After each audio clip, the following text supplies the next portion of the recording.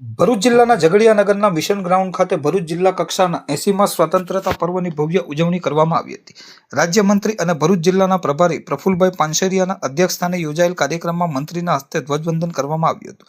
આ પ્રસંગે મંત્રીએ દેશની આઝાદી માટે બલિદાન આપનાર વીર શહીદો અને સ્વતંત્રતા સેનાનીઓને યાદ કરી તેમને નમન કર્યા હતા। તેમણે જણાવ્યું હતું કે સ્વતંત્રતા વીરો અને સંતોની તપોભૂમિ ગણાતા ભરૂચ જિલ્લામાં જિલ્લા કક્ષાનું સ્વતંત્ર પર્વ ઝઘડિયા ખાતે ઉજવાઈ રહ્યું છે, ત્યારે આઝાદીના લડવૈયાઓને યાદ કરવાનું ગૌરવ છે।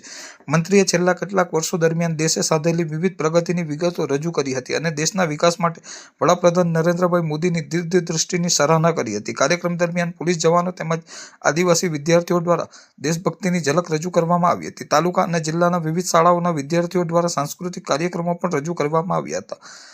પ્રાસલા સ્થિત અસ્મિતા વિકાસ કેન્દ્રના દિવ્યાંગ બાળકો દ્વારા રજૂ કરાયેલ સાંસ્કૃતિક કાર્યક્રમો પણ કાર્યક્રમમાં સમાવેશ કરવામાં આવ્યો હતો। આ ભવ્ય ઉજવણીમાં ભરૂચ જિલ્લા કલેક્ટર ડોક્ટર નવનાથ વાણે, જિલ્લા પોલીસ અધિક્ષક અક્ષયરાજ મકવાણા, ધારાસભ્ય અર્જુનસિંહ રાણા, રીતેશ વસાવા અને રમેશ મિસ્ત્રી, જિલ્લા ભાજપ પ્રમુખ પ્રકાશભાઈ મોદી, જિલ્લા પંચાયત પ્રમુખ હિમલબેન રાજ સહિત તાલુકા અને જિલ્લાના અધિકારીઓ, કર્મચારીઓ અને પદાધિકારીઓ ઉપસ્થિત રહ્યા હતા।